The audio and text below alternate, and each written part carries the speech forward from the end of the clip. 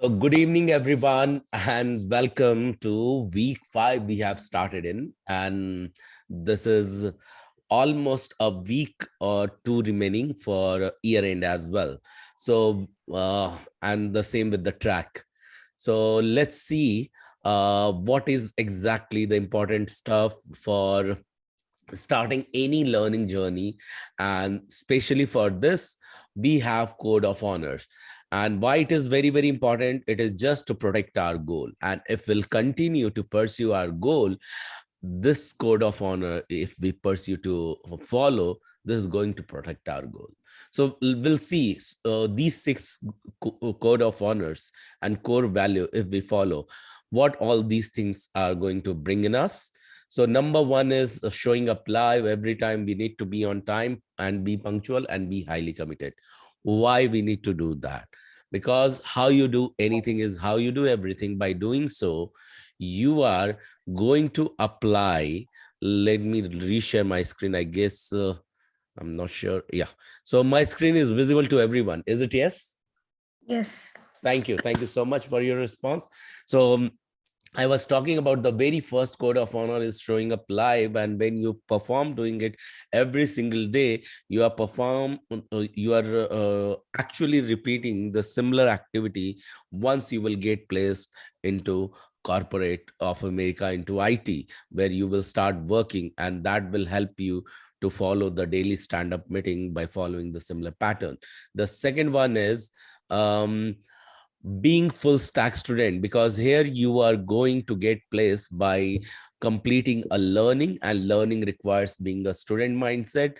And how you can be a full stack student? By doing all the assignment, doing self research, and repeating what you want to learn. The third one is taking the full responsibility of your success as well as failure. When you are asked to complete some assignment, you are taking a step towards success. When you are not doing it, you are remaining then and there. It means remaining then and there. It means not progressing. Not progressing means not moving. Not moving means just coming down and taking a step back. It means it leads to failure. Okay, so be aware of that, whether you are completing your assignment or not. And if completing or not completing, you will have to take the full responsibility of the both, because both are going to bring the similar kind of result. Means doing will lead you towards the progress, not doing will not lead you towards the progress. And having the mindset, four kind of mindset we talk about it, is learning mindset, positive mindset, and going complaint free mindset, and load yourself with gratitude mindset are the very important traits, I would say, as a fourth code of honor. The fifth one is the increasing receptivity the moment you start the day. And this is also a part of assignment, that start your daily a day with listening to the Stranger Secret audio track which has been given to you. And whenever you are starting a learning, and if you follow these four simple what we could say, the uh, means golden quadrant of learning, you are going to really do some amazing work. Once you will do it, you will experience it, how it is going to impact your learning degree as well. So how and what you need to do: start any learning with the declaration and follow it by small drawing. Whatever you have learned, you need to draw about it, and then sum it up in form of video, sum it up in form of audio, sum it up in front of some other person, even as a child, or sum it up in the mirror as well. But the best form is summing it up in video, because that gives you the authority, that gives you the power to practice, that gives you a readiness and preparedness to get interviewed well. Okay, so the first one, which we called declare, learn, draw, summarize, is called as golden quadrant of learning. And here we are going to start, because we are going to take a deep dive into learning, as the selected declaration. Are you ready for the declaration? Yes. So how we are going to declare Yes. now? We are going to Clap. Clap is an anchor position, and it is also called as self high five. After you do high five at the count of 3, you need to repeat along with me the highlighted statement on your screen. Okay, so 1, 2, 3, and clap, and yes, and repeat. I am a quick learner. I'm a quick learner. What others can learn and master, What Others can What learn others can learn and master, I too can do that. I I can do that. too can do that. Once again, give a high five and say that because I am an awesome learner, Because I'm an awesome learner. today's learning is going to be super duper easy to me. Today's Today's learning learning is going to be super duper easy to me. Thank you. Thank you so much. And remember to be a giver on this path of learning. What we need to give on this path of learning. On the path of learning, we need to keep our ego away. That gives us and makes us more spiritually grounded so that we can learn a lot. And while we are learning, we also need to have an intent to give away in charity. Why? Because when we give, we grow and we also inspire. So we will not only give for the charity, but also with the intent to grow and inspire others. Okay. And what kind of yardstick we may have when we are earning at least 5% or 10%, we can donate wherever we are believing in. Okay, and whatever we are doing, we must appreciate that, and what others do to us, we need to appreciate that, and even what doesn't happen to you, we need to appreciate that, because what we appreciate appreciates us.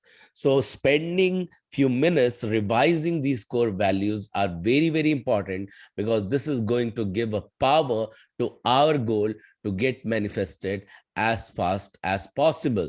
On this note, I want to reshare the screen. We are in week 5 and we have started with the business analysis track, and we have last time seen artifacts production on job as a business analyst, analysis and reporting. And I think everyone is watching the recorded video as well as listening to Earl Nightingale. So are we doing that, everyone? Are we listening and doing the assignments every single time? Yeah. I didn't hear to the Earl Nightingale. Okay, start doing that, because that's gives the complete clarity. Okay, that how you're going to serve into the corporate of America. And guys, if you're not doing, you are not doing justice to your effort itself. So start doing it. That will be added advantage. Otherwise, you will keep on putting effort. Sometime what happens, we only need to before kick starting, sometime we need to put a chalk, and in the winter day, some vehicle requires to get the trigger of chalk. So accordingly, you need to follow certain daily rituals, and that's why you are encouraged to do so. What we are going to learn today: tools for analysis and reporting, requirement gathering, data driven decision making, a very important tool, and then business analytics with Excel. So far we have seen the top 10 business analysis tools. um, Few are Google Docs, few are Rational Requisite Pro, that is one of IBM product. Then Microsoft Office suite. For SWOT analysis, we have SWOT, and then Balsamiq, Pencil, Trello, Icito, SmartDraw, Rick, and version 1. So these are a few tools available for business analysis and reporting. You can Google it, whatever you have heard uh, and seen. So yes, we'll move to analysis and reporting. Prerna ji, since last time you had taken, so why don't you take few things, and then I'll continue after that. I hope I'm audible. Yes. Yeah, surely. Yeah. So, a warm welcome to all of you once again in today's session. And last time, Gaurav, as I had emphasized, it was an all girls session because when Brijesh was not there, you were not there. So I guess we all did have a lot of fun and a great learning as far as the overall discussion going on. So continuing that and having you guys is always a great thing. Happy that your throat is well and you're back. And yes, getting started with analysis and reporting. Try to understand, guys. This is one of the very important aspect of business analysis, wherein all the analysis that is being done by you, by your team, or by seniors, anybody in the project, that has to be reported in various forms. Okay, so reporting can happen and can be asked in number of ways. It can be in the form of reports, in the form of charts, in the form of data, in the form of graphs, in many form, maybe in the form of some documentation in Word, Excel, things like that. Now we are going to focus on MS PowerPoint. Okay, I would like to ask a question. Is there anyone who have not heard of MS PowerPoint yet or not seen any presentation? Can anybody say if they have not, in case, or if everybody has, they can just say yes. Unmute yourself and please say yes. Yes. Yes. Yes, yes. It's a yes Yes. for Bela, Anila, Rajesh. Yes. Yes. Abha? Yes. Okay, super. Because nowadays, not only for offices, even for maybe some school admissions or any other kind of introduction. If you go to any particular party, or at times even at the weddings, on the for introducing bride and groom before any particular function, say Sangeet or whatever, they have this presentations. Okay, so PowerPoint is basically a form of presentation, which is which, as the word says, it presents the information. It's generally used in a discussion or reviews where you are presenting to the crowd, presenting to the audience. That is why it is called as a formal presentation. And it's a very easy to use application or software. You have a template or you have some slides where you can apply a variety of templates and you have to add in information. So the aim or the main motive behind using is that it has to it provides the communication, or it is it allows the presenter to communicate the details, the ideas, the data that they want to I'm sorry, the data that they want to present and showcase to the audience. That means to the stakeholders. Okay, when I say audience, in our respect, it's stakeholders or everybody who is involved in the project. And one more point is, it's very effective because it is visual as well. Okay, when we read any typical Word document or any other Excel, if we have, that might look a little tedious or or rather more typical or boring, if I have to call it. But because PowerPoint is like a presentation, it has slides, you can add pictures, you can add even video snippets, you can have you can add graphs, charts, make it colorful. You can have a slide show, like one by one the slides will keep running. So all this makes MS PowerPoint quite exciting, quite easy on the eyes, quite entertaining, and as well as it serves the purpose of delivering and showcasing the information. Okay, so I'm really happy that all of you are aware what is PowerPoint, as well as why it is used. So these are one of the few important points that it delivers, or it caters to the need. It is giving the details to the stakeholders, and it is a easy and a better way for visual and communication, and it really present the data quite well. So Gaurav, I think this is fine for PowerPoint. If you want to add something, or we can go to the next slide. We'll go to next. Okay. Okay. So Okay. Yeah, I'll take this. Okay. Yeah. Okay. Yeah. So when I was talking about PowerPoint, I also mentioned that we can display data in Excel and Word documents. Okay, so now here we are in Excel. See, try to understand.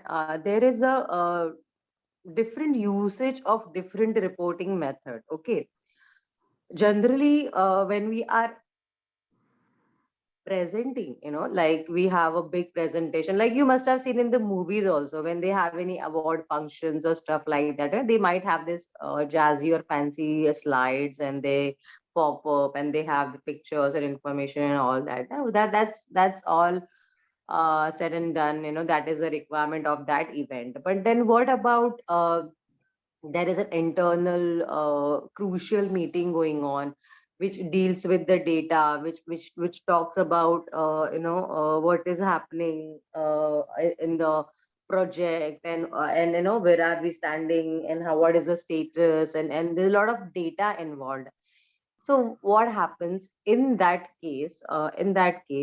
We normally use MS Excel. Okay, MS Excel, as you all know, I'm pretty sure everybody must have seen Excel, because for our day-to-day households thing, yeah, for personal things also, we use MS Excel, for anything, for your expense lodging, for your trip planning, for your vacation planning, for your, any other to-do list.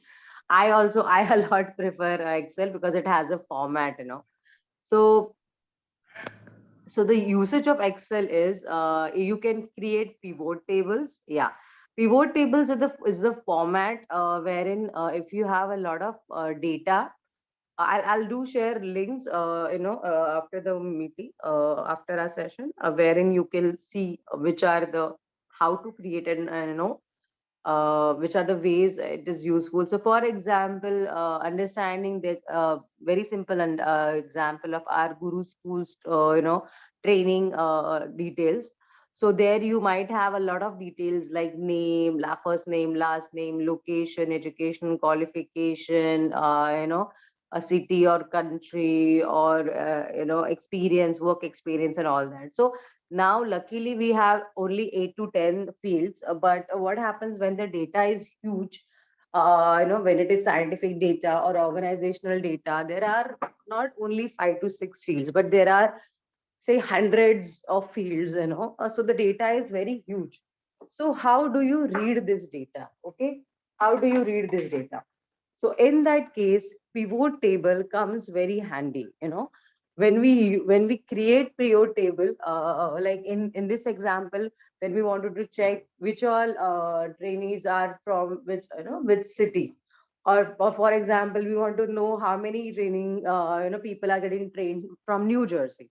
So all that is very easily doable and done, and the data is can be showcased or can be fetched in a very effective manner. Okay, it's not mandatory that you have to use pivot tables everywhere, but it's a very easy way and comfortable way to showcase data in Excel. So that's one of the important points. And yes, the another best part about Excel is you can filter data. So if you want to change, if you want to check the data on the basis of gender, population, or academic qualification, or who are like Bs, or who do have some medical background, so anything, so basically filter. If you want to check how many people are from US, from Canada, from India, whatever reason, so all that filtering also happens in Excel. And yes, you can actually make quite interesting charts and graphs, and if you want to show some trend and how the growth is going, or how many cities we have people in. So you can show that in the form of a graph. So it looks quite nice to the eyes. So these are some of the basic and important tasks or functions which we can do with the help of Excel. Definitely there are many functions and such mathematical functions like sum, addition, average and all that. But then coming back to the topic, it all depends on what your organization uses, right? So can anybody tell me what all things they have used in Excel? Like I'm pretty sure everybody must have used sort and filter. So yes, have you created a table, or have you used Excel, all of you? Yes or no, at least? Yeah. Yes. Yes, definitely. Thanks, Brijesh. What about girls? Yes. Anila, Abha, Yeah. yes. Yes. I Bella, use it. Kamini, have you used Excel? Yes. Yes. Okay. Have anybody of you created graphs by any chance? Or just use plain table, pivot tables? No, not used. Just wanted to know. Plain tables. Okay. Yeah, the pivot table I tried last time. Nice, nice. Very nice. Good to know. Yeah. So good. I just wanted to give a detail in that. Gaurav, would you like to add something here? No, that's you can continue. Yeah. Okay, then we can go to next slide, I think.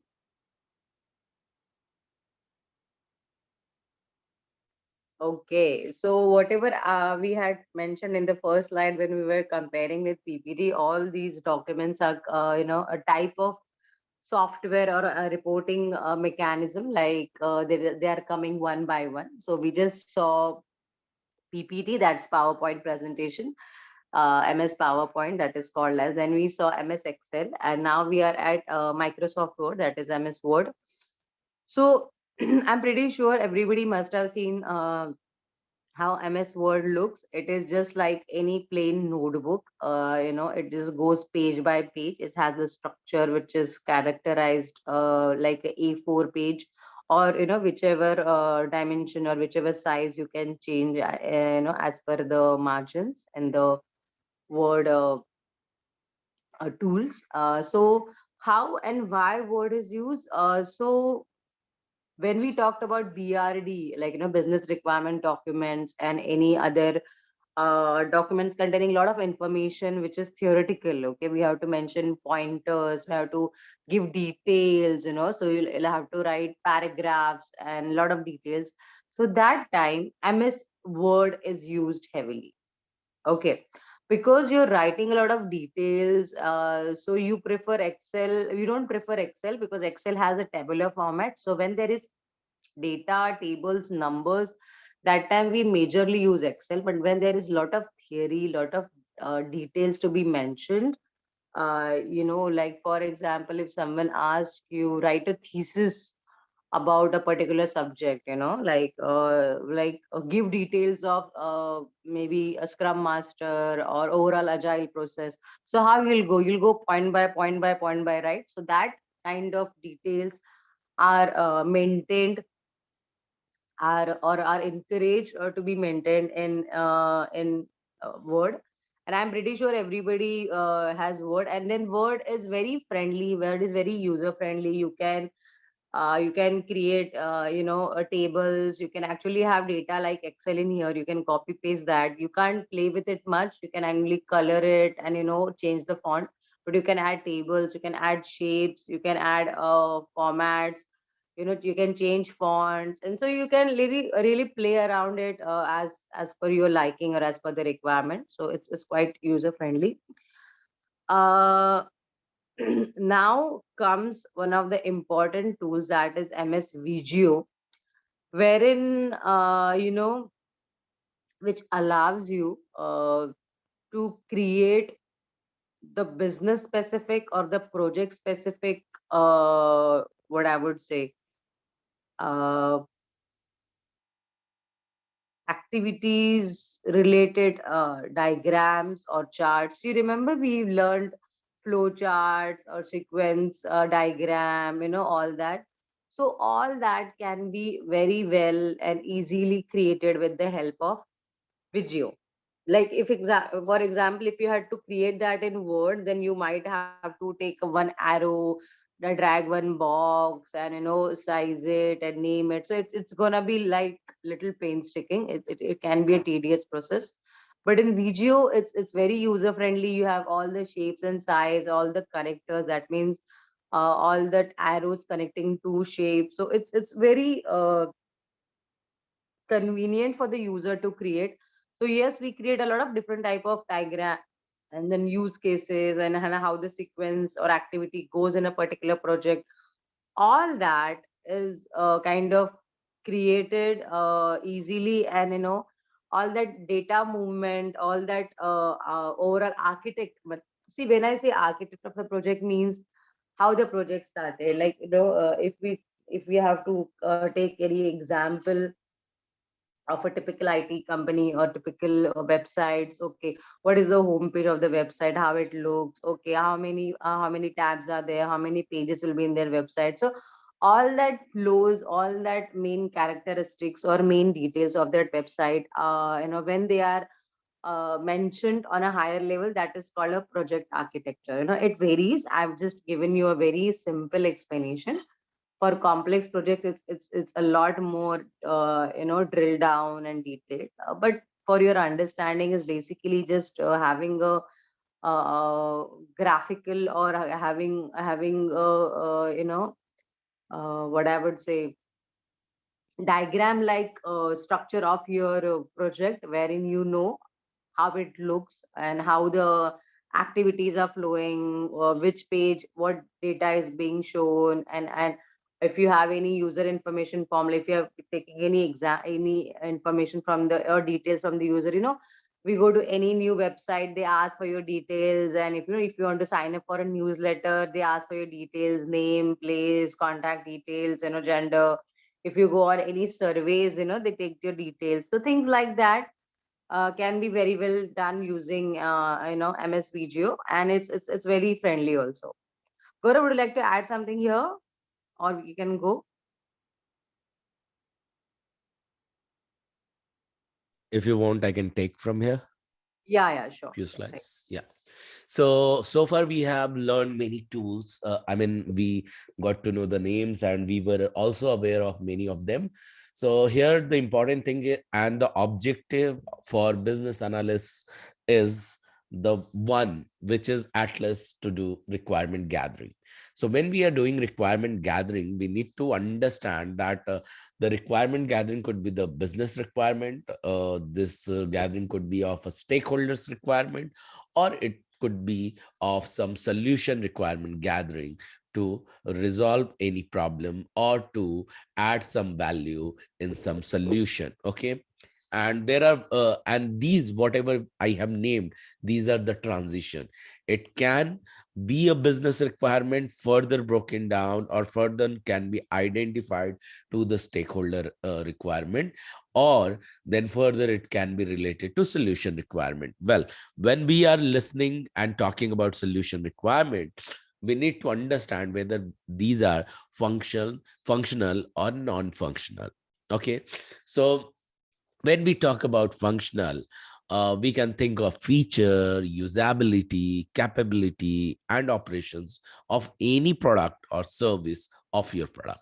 Okay, so that will be incorporated inside functional requirement, and thereby when the moment we start with, we start any requirement gathering with a set of goal, and that goal can be incorporated in a document which we call it as a statement of work. Okay. And after that, then further business analyst can take the responsibility of creating functional required document, and that is totally dependent upon the functional requirement. Well, after listening to this, let's understand then what is the non-functional requirement. So non-functional requirement can also be technical requirement document or can be captured in technical requirement document as abbreviated as TRD. So this is just an example. And in that non-functional requirement, what we all can consider at least, we can consider at least about performance, stability, security, and our technicality of that product or services of the product. Okay. So have you, by the way, understood so far? I have explained about the transition of the requirement gathering, the type of requirement, functional and non-functional. So any questions till now? Or we are good to go to the next slide? There I can go into the detail of the requirement or example of the requirement. So should we proceed? Yes. Yeah, thank you. Thank you so much. So I think should have been yes from everyone. So yeah, I get it that one has led it. So that's fine. So requirement example. So we have one example in front of us. So that is about PayPal integration with one website. So here few set of questions are there which has been answered. When we are creating a requirement or we are trying to simplify a requirement, what is the least question we can ask for that? That is the what kind of requirement we want to incorporate. The answer we are receiving the moment we place the question. The PayPal integration has to be done as a part of this project. Where this PayPal integration will happen? This is going to happen on the checkout page. When? Within step 3 or 4 in the checkout experience, after the shipping address web form is filled before confirmation. You can think of filling up any Amazon page when you have added the added the item to the cart to shop, and before checking out you have to do this. And why? An established integration is better solution than a robust custom built integration for a payment service in this case, because it easily meets client requirement, because client want it for hassle-free shopping for their customer. Few things are here which we can either ask or we can assume. Even though we are assume, we need to confirm it with the client. Are you with me so far? This is very, very important factor I have just now said. What did I say? What did I say? Who is going to repeat just now what I said? Brijesh, did you hear? What did I say? Am I audible to everyone? Brijesh, Abha, Anila, Bela, Kamini, am I audible to every one of you? Yes. Yeah. So just tell me, what did I say just now? Our assumption and Mhm. requirement. Oh, really? Okay. Wait, Bela. So did I say that? Brijesh, can you tell me what did I just now say? No, I can repeat it. Okay, I request every one of you pay a very close attention, okay? Because there's a very small things you need to be careful when you are getting interviewed. So I just now said, Bela, thank you so much for repeating what I said. It is about, even though if you have some assumption, please check this with the client into the writing. So assumption, like it could be flat fee for all shipping and handling. All shipping is within the US. So these are the small items that should be written in the requirement as a part of assumption that we are assuming this, and client is going to confirm it. So thank you so much, Bela, for repeating that. And exclusion. Sometimes we exclude few things and we exclude based on the assumption as well. So even that has to be quoted into the requirement document. Okay. So what kind of exclusion we can think of and can talk of? Custom shipping and handling fee calculation, how it is getting calculated, shipping internationally to Alaska or to Hawaii, are there some tax rule are getting changed? Okay, so every single such things will be mentioned, and based on that, the result will vary as well. So why these small changes has to be mentioned in the document? I just now quoted why. So who can tell me? Abha, can you please tell me why these small changes has to be quoted into the document, even in the requirement document? So there would be no problem in the future, like it should be with the from the client, confirmed from the client. Yeah, and why it needs to be quoted? Because based on that, result will vary. Okay, the calculation will vary. That's the reason.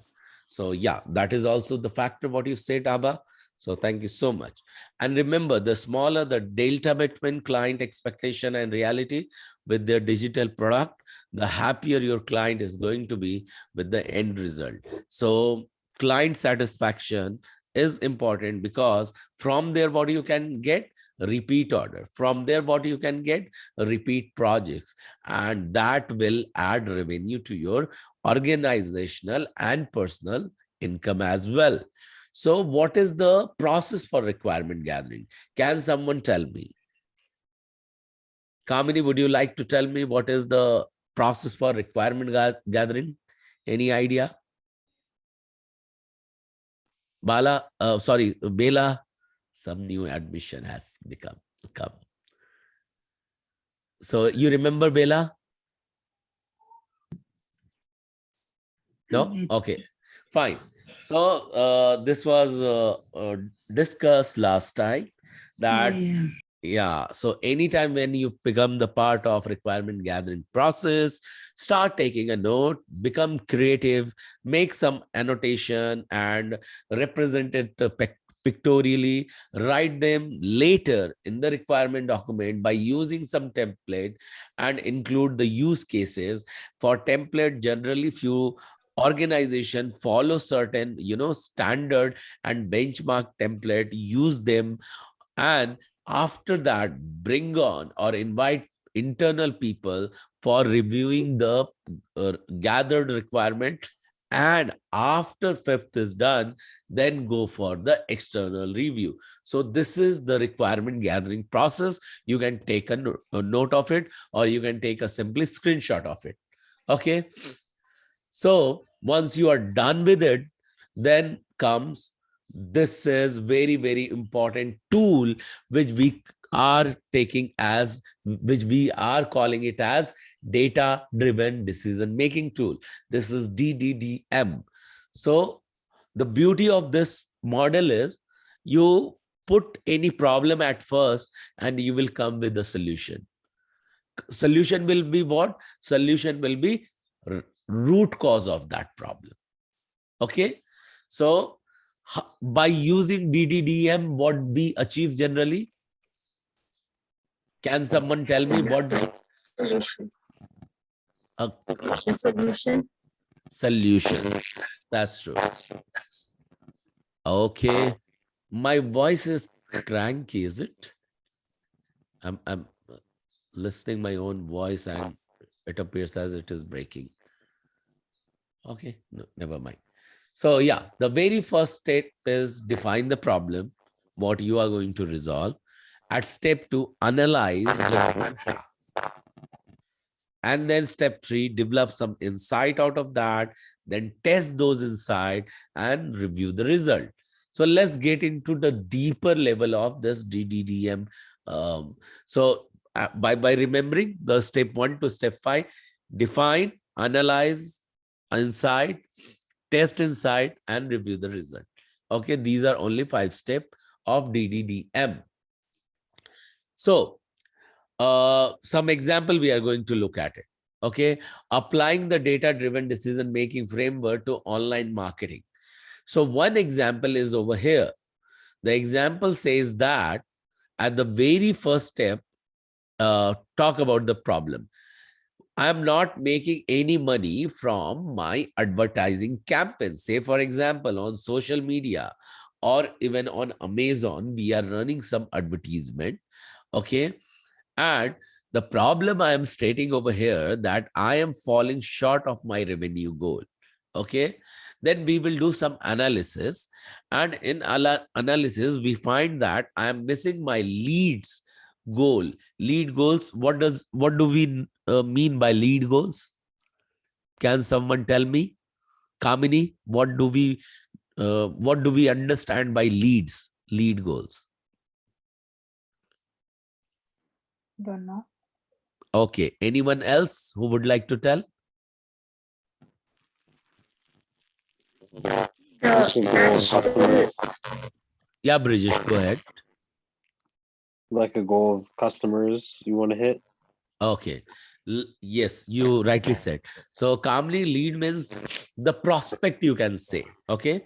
The kind of a customer you want to hit. Brijesh rightly said that. So say for example, we have some key performing item that we have to achieve, say for example 300 customer. We have to reach out to 300 customer, and if we are able to reach only 150 customer, it means we are losing by 50%. Our target was how much? 300, but we reached how much?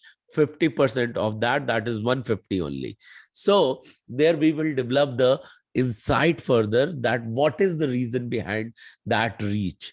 So the simple reason is that I am missing out on 75% of search impression share due to lack of advertising budget. Say for example, I need to spend $100,000, or not $100,000, say a little less, or far less, $4,000 only on my monthly budgets, and I am only applying $2,000, and based on that I'm reaching to only 150 prospect.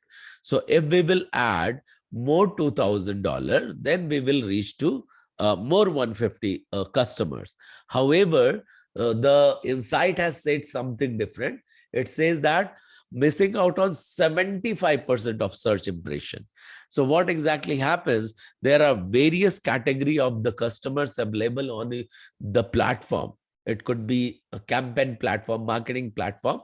So 75% of search impression are appearing due to lack of budget. Okay, the not 100, it is not hitting the 100%. So the test is that is the fourth step, that increase advertising budget by 50% over the course of 30 days, and then go to fifth, increase and budget improved impression share result in lead being achieved and revenue goal realized. What does it mean?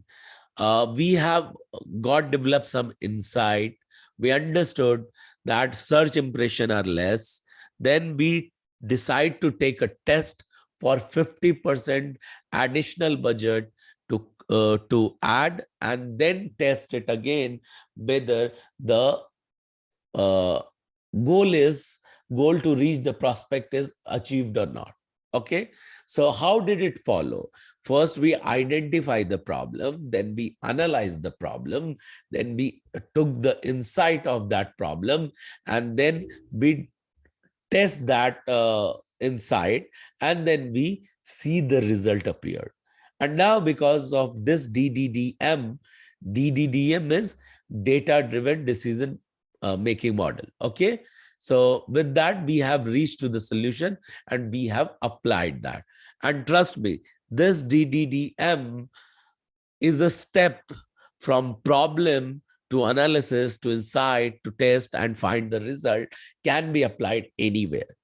So understand what exactly we do. So Kavini, can you just read it for me, please? Whole, everything. Start with the one. We'll see where you can stop. Yeah. Problems. I am feeling short of my revenue goal. Yes. So the the problem which we have seen earlier was about the revenue goal. Okay. So the more we can define the problem well, we are closer a bit to the solution. Okay, so Abha, could you read the next one? Analysis, the Yeah. what? I'm missing my monthly lead acquisition goal KPI by 50%. Well done. Thank you so much. So once we define the problem, we analyze by simply asking what is the problem inside it. And the solution we had found, that solution was the lead acquisition goal. Okay, by 50% has been dropped. Okay, on month basis. So we will continue to develop some question out of that, why it's happening, say for example. And then when the moment we will ask the why, the answer should come like, I am missing out on 75% of my search impression. So how does it go? It goes that the moment you develop some content, it could be advertisement as well, it gets reached. Once it gets reached, then it creates some impression. It creates some impression, then some reaction happens. Some engagement happens. Once the engagement happens, then some reaction happens, and after those reaction, some prospects are hit, and then some prospect are once hit, then the conversion happens. Okay, so these are the simple flow, and that I have just spoken in the why. We have the first problem at first place is the 75% of my search impression is missing due to lack of the budget that has come through the why.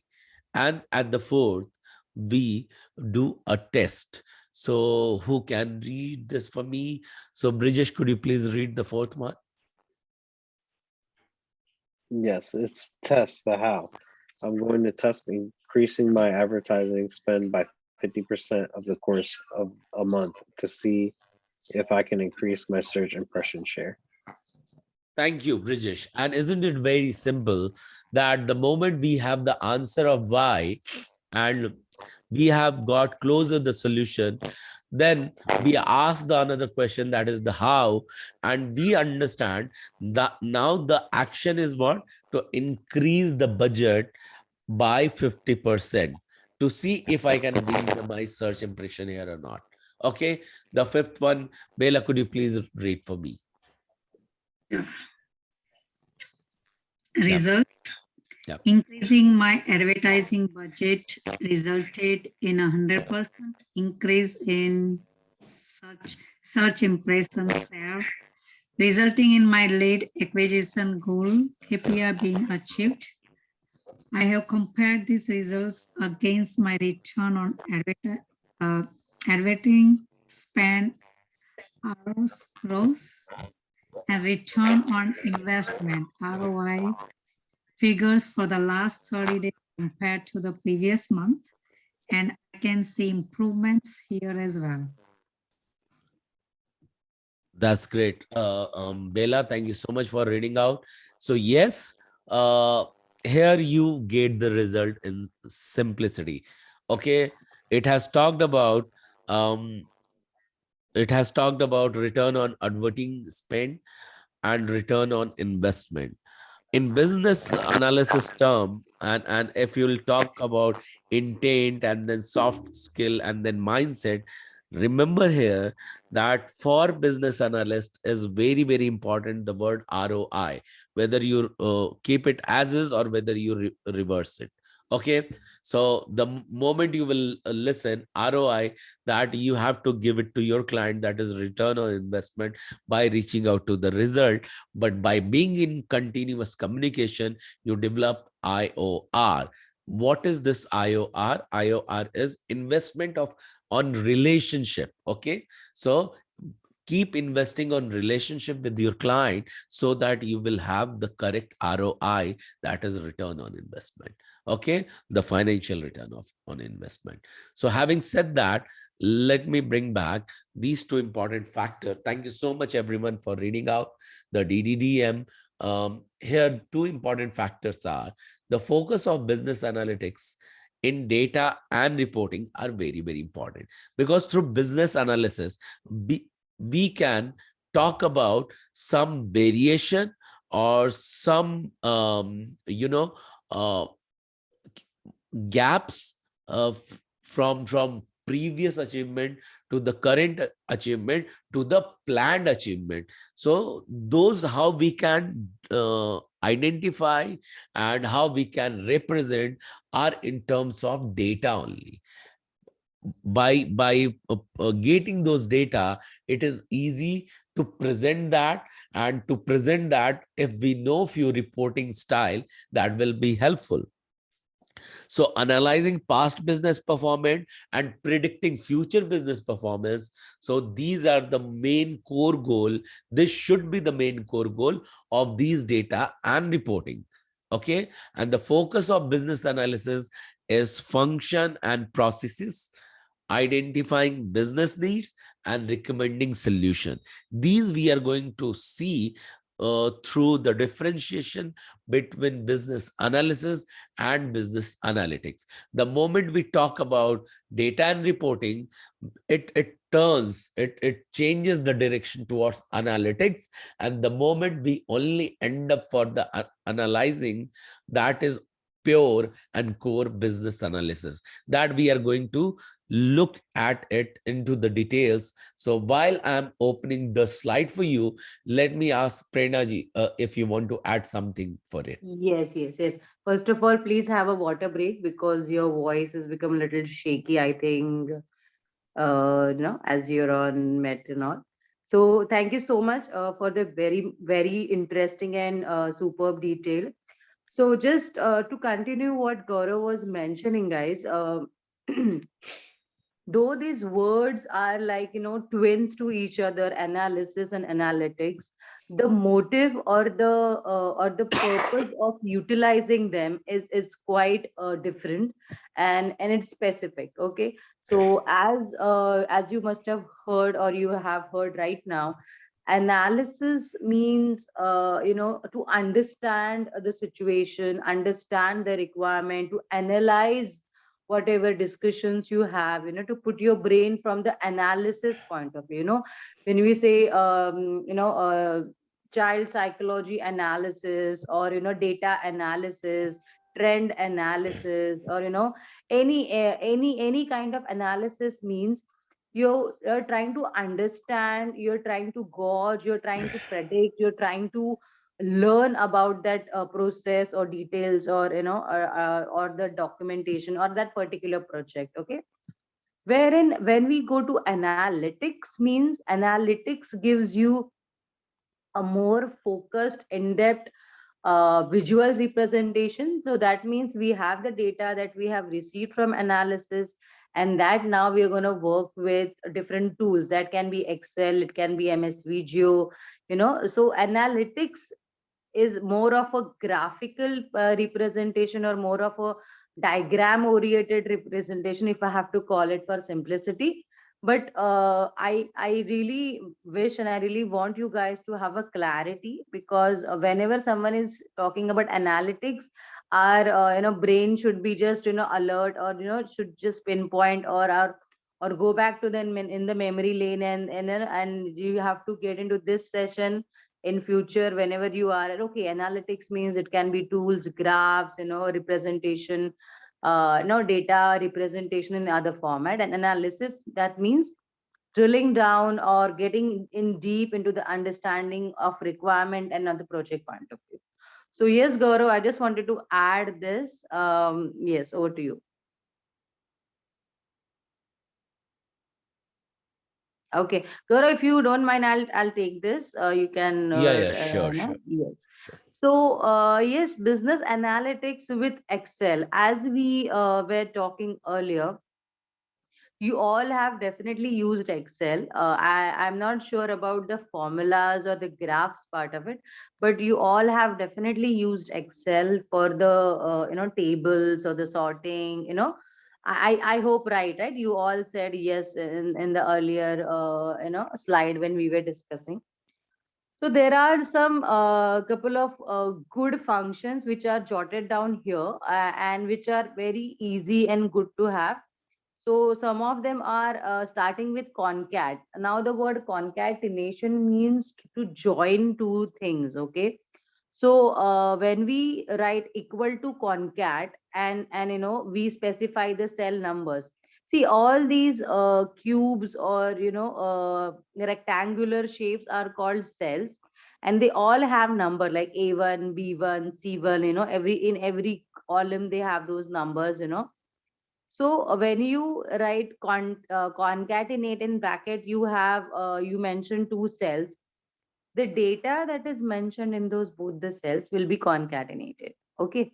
If that is a number like 10 plus 10, it will give you concatenated value as 20. If that cells have names, say Rupa and Abha, then it will give you Rupa Abha like one word or as a concatenated result, for example. Okay. So that way, concat is a very easy and understandable function. Like you can have concatenation of multiple cells like that. So that is used.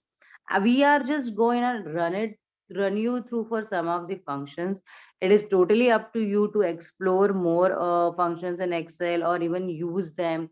If you are using Excel for even personal use, try to play with it, try to learn. There are ample of videos. We will share some references where you can learn more, but these are the basics. Now going back to length, now length, uh, LEN stands for length. Now length actually gives you the number of characters in the mentioned cell. Like for example, if the word prerna is there in the cell, so the length would be 7. Like that, starting from 1, 2, 3, 4, 5, 6, 7, like that. So I know this might sounds little not so essential for you, but then when there are scientific projects, audit related projects, data driven projects heavily on the data, and at times all these values are really important and they are really asked for. So that time all these functions are used. And then count a is basically identifies whether a cell is empty or not. So see, in overall data related working in Excel, it's very important to check whether a particular data is empty or not. Okay. Like for example, if we have to consider any scientific research, okay, for that matter. Okay. So taking consideration of current situation. Okay. How is the core situation in some of the states? Okay. So what will happen if one of the cell or if one of the state wise data is not available, right? That is not proper. We need to have those details. So in that situation, we have to and then now when we talk about data, it's not only like 5 rows and 5 columns or only small data. We're talking about huge number of data, lot of cells and columns that will go in many pages. So just imagine any heavy data. If you have seen, it's good. If you're not, just imagine your personal details or personal grocery list or finance list multiplied by 10 or 100, if I have to make all it. So that kind of data, when we deal with it, it's very I would say it requires a lot of massaging. You cannot use it or refer it as it is because it is very huge. So yes, count A use that. That days and networks, no, no, sorry, and days and network days will give you the number of days, averages and VLOOKUP, sum ifs. So see, sum as the name says, it gives you a sum. Okay. Average, it stands for AVG, is equal to AVG. That will give you average. For example, see, we are collecting data for people, for the kids who are maybe in ninth standard, who are appearing for some state level, we say science competition. Okay. So so in that scenario, you just trying to gauge their age. Okay. And generally ninth standard should be like 15, 16, whatever, but just trying to gauge the age. So there can be some clever students who are have skipped the classes and you have gone to the earlier class, a later class. So just to know, or if you want to know the gender differences between them. So all that, can be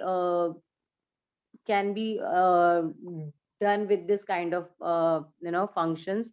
Find and search is it's easy. You have to just press Control and F.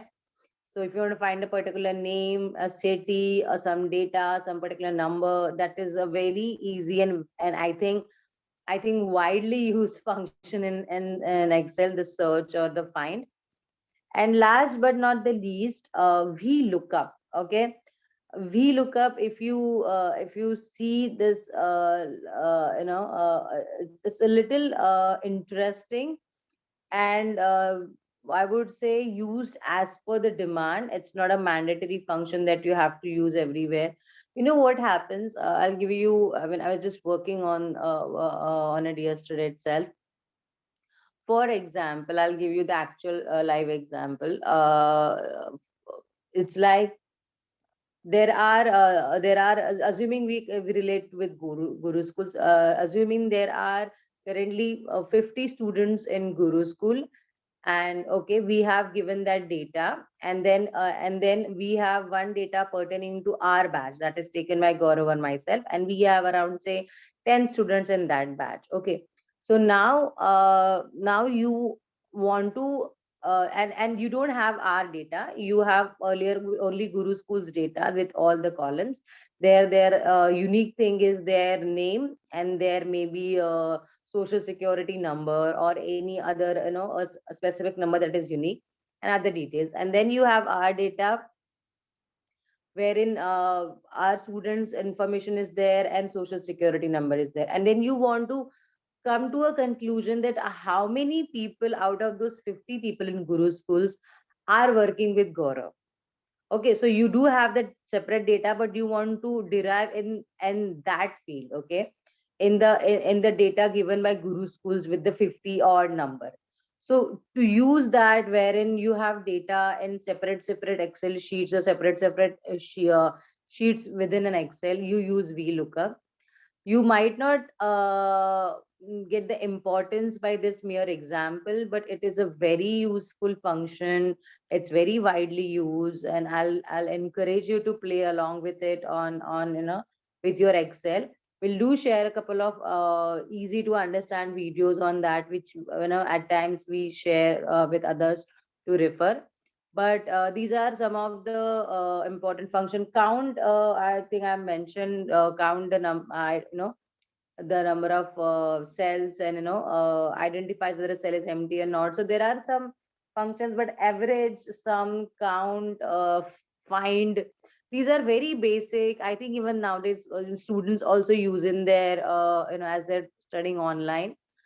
So yes, just try to play around with it. It's not actually like a task or something. It's really fun to play with Excel, so you actually enjoy as well as you learn something really very important for your day-to-day activities.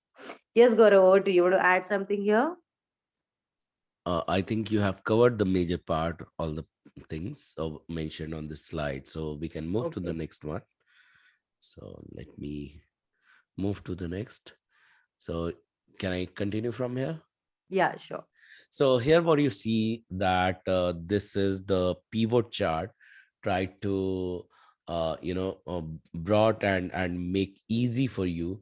That is that few data we have already available, and the moment you think of creating pivot table out of that. So let me ask you first thing, that why do you think that pivot table one person can create and he or she should create? Any answer? What is the necessity of creating a pivot table? No? Okay. So what exactly happened?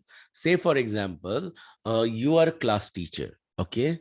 You are a class teacher, and the instruction has come for class teacher that every class teacher has to remember every single student's at least one unique trait, what he or she is good at.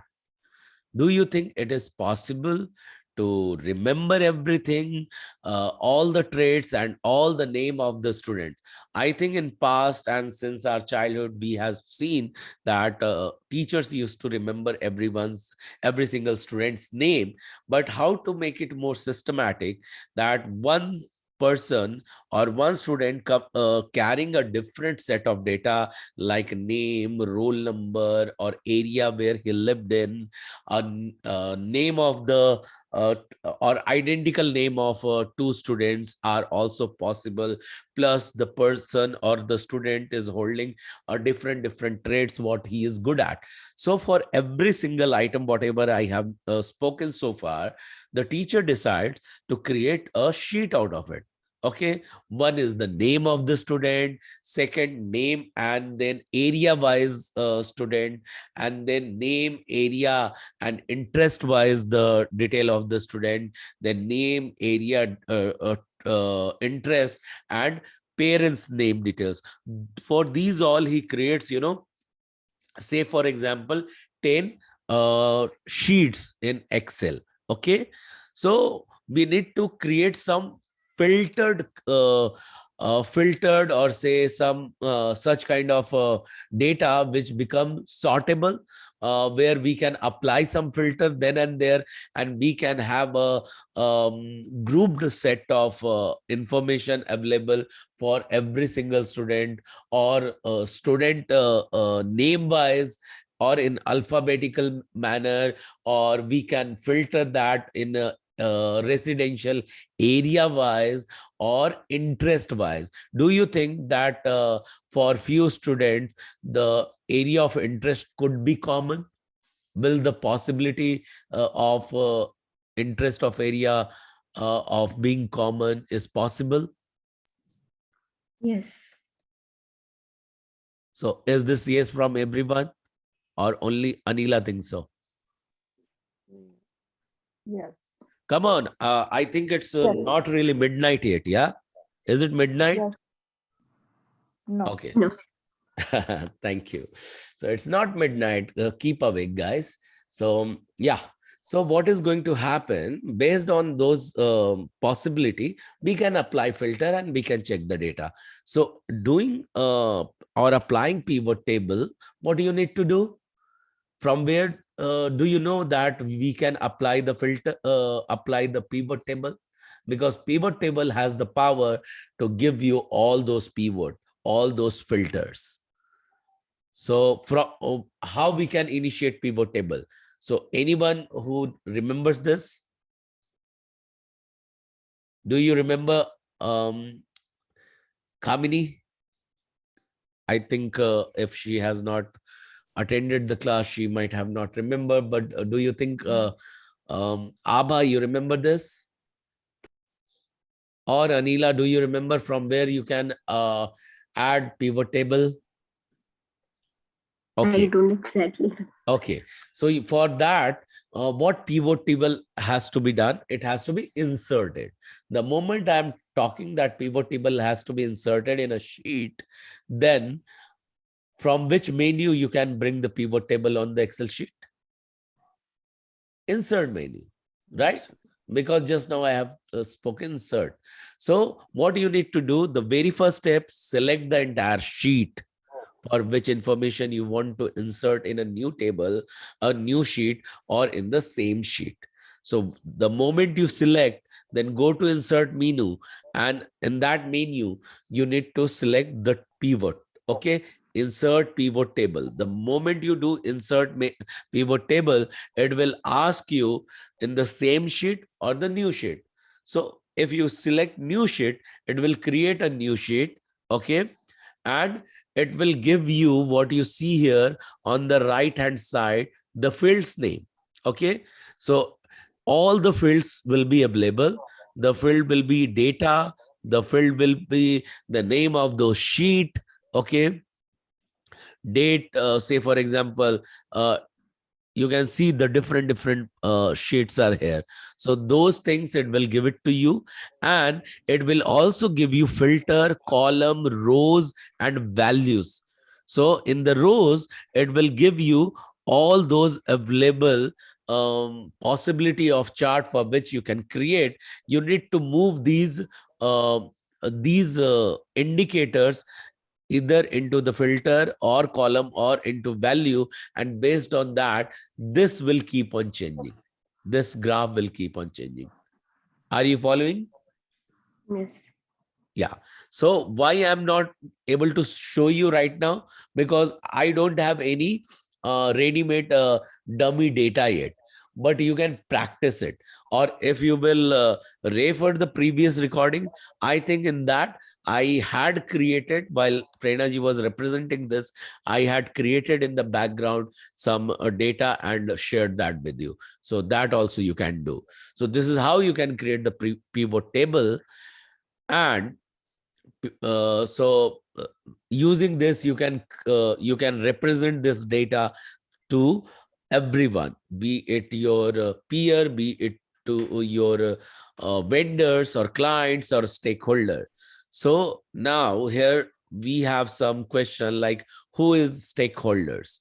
So stakeholder has a vested interest in a company and can either affect or be affected by business, operation, and performance. Okay, stakeholders are those who directly impacted by the project and those who may be indirectly affected. So here there are some examples given. Your stakeholder are or can be also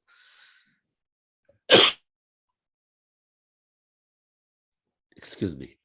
Yeah, so it could be employees, customers, suppliers, communities, governments, and trade association. All can be your stakeholders. And so how a stakeholder can be managed is the next topic. And this is the cycle. So you need to remember only that you need to identify first, and then you need to document their requirement, and then you need to analyze their interest and influence. Then you need to manage their expectation, and based on that, you take the action. You repeat whatever sorry, you review whatever you have taken a note of taking action, and then you repeat it. So what we did, let me go back one step and then tell you. We created some business analytics using Excel. Okay, we told you that how to generate a pivot table that can be represented to the stakeholder. Stakeholder could be the list of this, I told you. And then when we were talking about stakeholder, we need to know that how one stakeholder can be managed. So there are some set of actionable item or some to-dos that we should keep in mind. Using that, we understand that how one stakeholder can be managed. So for that, you need to remember this, that how you can repeat it. And then further, let me tell you, it is always important to understand the principle of stakeholder management. So generally it is said that there are 7 principles. So these principles highlight action words that illustrate the spirit that should be used in engaging with stakeholder. Let me ask you, why do you think it is important to engage with stakeholder? Why it is important to represent or present some data of whatever works you are doing to in front of stakeholder? Why it is important? Any answer? Anyone can answer this, and this will come through common sense. So why it is important to present? Yes, Anila, you were trying to say. No, what is the question once again? Why it is important to present some data to stakeholder? Why it is? Because it is a stakeholder who from where we get the requirements. So it is always important to make them understand that we are clear about what they have told. And also, it's like mainly acknowledging them. Yeah, that's absolutely yes. We need to keep them informed because they are engaged with us. We need to get engaged with them. Okay, so if you want to aspire, you need to acknowledge what you have acted. Okay, so you need to keep on acting first, so that you can present what you have acted upon, so that you also can receive the acknowledge. So it's a two-way process. Okay, so remember, so can someone read this slide for me? So Abha, would you mind please reading this for me? Sure. The 7 principles of stakeholder management. These principles highlight action words that illustrate the spirit that should be used in engaging with stakeholders. First is acknowledge, then monitor, listen, communicate, adopt, recognize, work, and avoid.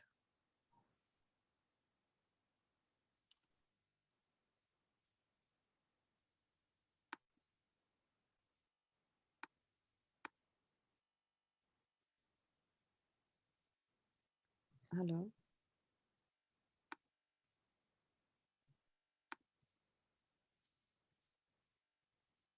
Network चला है.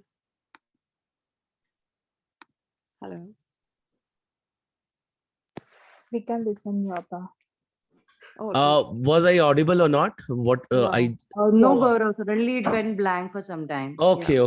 So thank you so much. I just said thank you, Abba, for Yeah. reading it out, and then I went on explaining that acknowledging, monitor, listen, communicate. So it's all about communication. Gaurav, I would just like to take your leave today. I need to Yeah. travel. Okay. Yeah. Thank you Sure. so Thank much, you so guys. much for your time, Prerna ji. Thank you Most for welcome. adding. See you tomorrow. Yeah. Bye-bye. Yeah. Bye. So yeah, guys. So these 7 principles are very important, and these are the part of your communication, and also reflection of the communication in terms of action to bring the more repeat orders for us. Okay, in terms of project. And that's the reason these 7 principle every product owner and business analyst should remember, that the moment any action comes into the picture, you need to acknowledge that action, and then you need to monitor, and whatever stakeholder want or they have some expectation, you need to listen to that, and then you need to communicate back into your team, so that they can adopt and they can recognize what customer or stakeholders have brought for them, and then start working on them, and then avoid in terms of any impediments come into the picture. However, this is not limited to this. There is a further skills which every product owner or scrum master or business analyst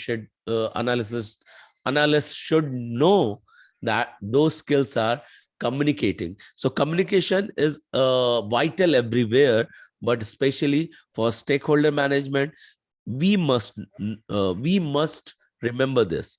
We need to plan, we need to uh, manage the expectation also.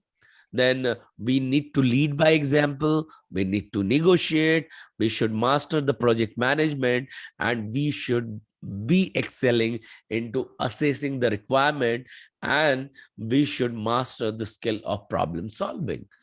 Using DDDM, what did we master? Didn't we master the skill of problem solving? Did we? Are we Yes. still? Yeah. Yes. Thank you. I thought that because of the gap, I lose the connection or something. All right. So here the 5 keys to information management has been given. Okay. So the 5 keys are leadership, operations, processes. The moment we talk about processes, remember it is diagram. Okay. It's a pictorial representation. The moment we talk about operation, remember some tools like Jira and all.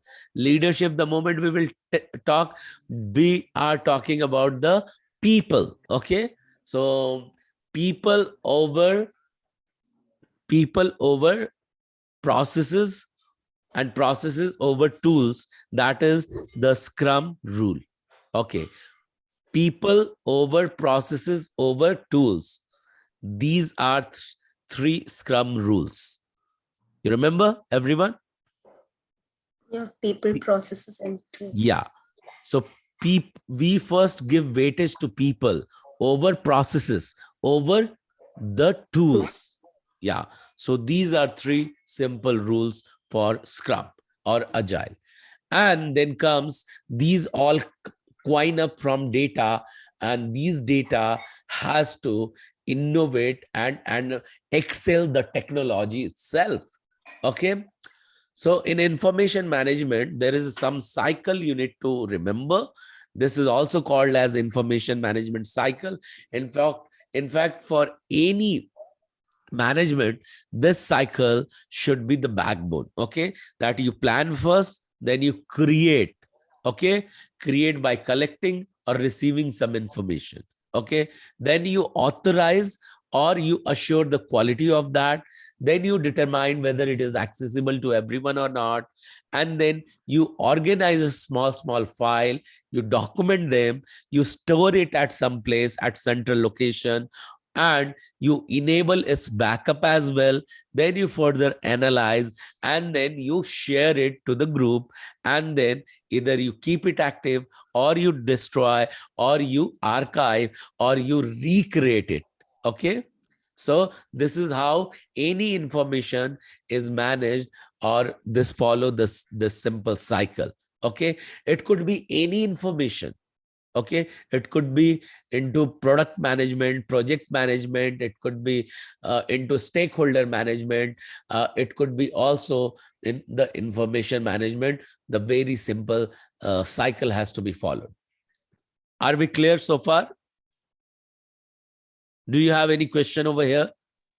You know that for any initiation, planning has to be there for any project.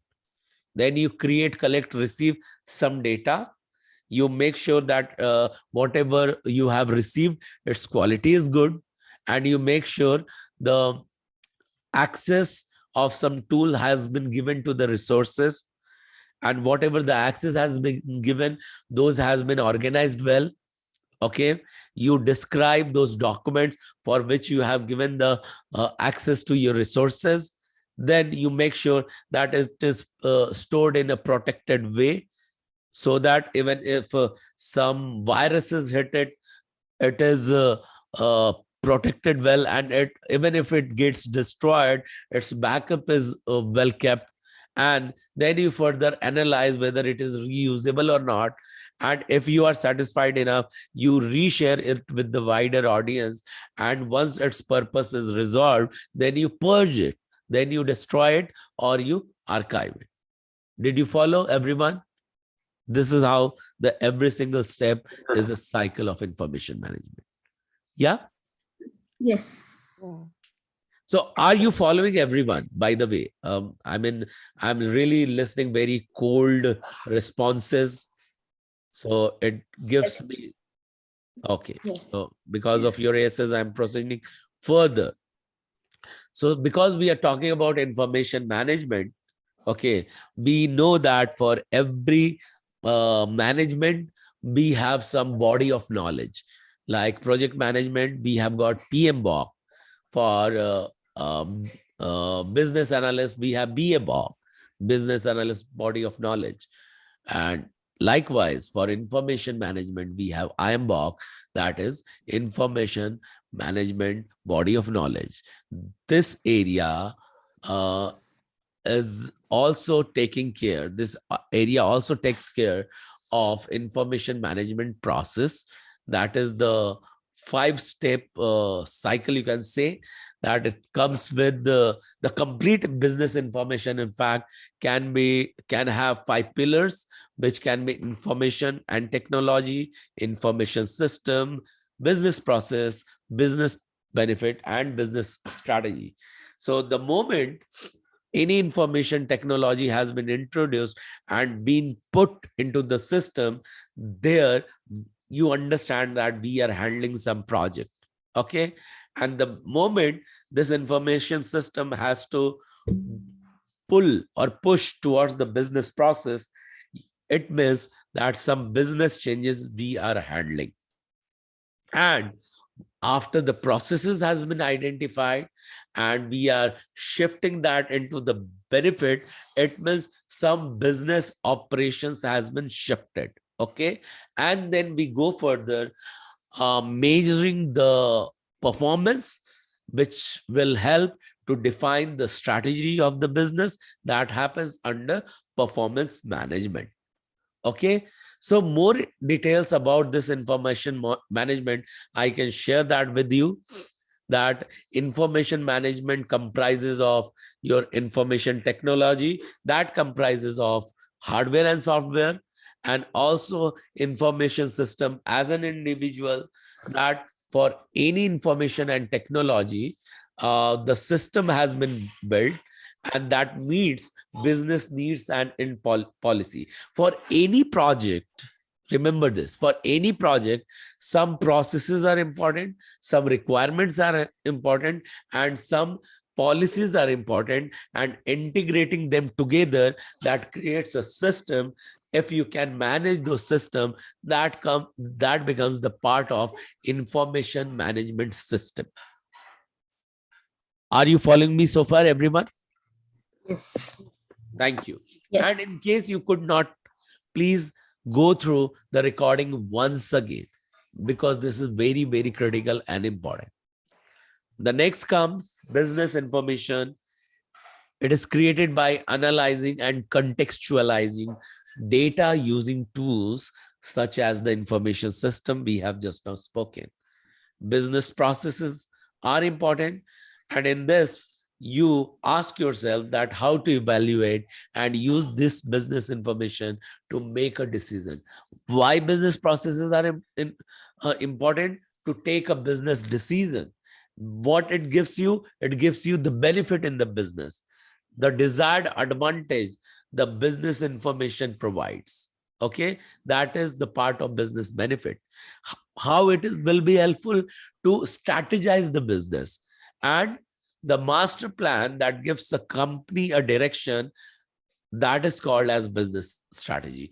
Ideally, decisions made through the business processes, which are based on the business information, will guide the strategy and lead to the realization of the business benefit. Whatever I have just now shared with you about information management system, even though it is complete theory, okay, and if you remember the simple cycle of completing or entry criteria or exit criteria of information management cycle, then you are ready, or you are able to manage any kind of project, product, system, or say you can master any processes, or can easily learn any body of knowledge, be it related to information management, project management, stakeholder management, or any kind of management. Okay, you need to know the entry criteria and exit criteria of that planning management. Is it clear? So I would request every one of you, please go through. Last few slides were just theory, and once you will go through and repeat, and after repeating, if you can draw and then summarize, it is going to be super duper easy for me. And kindly excuse me for my voice that was not up to the mark, but still I think I served you for today. Okay, Yes. we'll see you again tomorrow, and tomorrow we'll be taking a deep dive towards the business analytics and business analysis. Okay, so any questions so far from anyone? So see, the thing is that I want it to become more interesting, and for that you need to pay a very close attention. And the more you will pay the attention, each one of you, including Kamini, Bela, Abba, and Brijesh, and even if Rupa, you will be listening and coming back. So I want from everyone paying attention so that you will be able to understand. Otherwise, there will be no point I putting up energy, sharing with you, and at the end you are not understanding. That is not making any sense. Me speaking and sharing should make things easy for you. That is my only core intent, so that you can crack any freaking interview. Okay, so that's my core intent, and that's why it is my request to pay a close attention. Keep asking as many questions as possible. Okay, that defines how much interactive and smart you are and curious you are, and the one who is curious can become the business analyst for sure. So thank you so much for your time. But before I call it off, let me ask Anila, what do you feel like saying today, Anila? Today's session was informative and Yes. interesting. Informative, much more informative. Call out someone's name. Brijesh. Brijesh, what do you feel like saying, Brijesh? Yeah, I feel like today's session was very informative, a lot of key information that I'll be watching back just to make sure I get. Thanks, Brijesh. Please tag someone on the screen. Kamini? Kamini, what do you feel like saying? Yes, today's session was interesting. Okay. Kamini, call out someone's name. Abba, Yes, Abha, what do you feel like saying? Yeah, it was very informative and interesting, but it required a lot of concentration. Like, so I think we have to go back, listen to it again. Yeah. Thank you so much, Abha, for being honest. Yeah, share, call out someone's name. Bela? Yes, Bela, what do you feel like saying? It is very informative. Thanks, Bela. Yeah. So we learned information management system today, and it was informative. So you need to master this. Okay, whatever you learned today. In fact, it was about information management. This information which came to you, you need to manage and come back and reshare whatever you have learned. So for that matter of fact, it should not happen like there is no show tomorrow. Everyone is requested to be here 100% and help to be certified with your BS Scrum so that you can be ready for your interview. Thank you so much. I wish everyone a wonderful night and enjoy and take a relaxed time, and see you again tomorrow with the new chapter. Bye-bye. Take care and good night, everyone. Thank you. Thank you. Take Thank you care. so much. Bye. You too. Bye.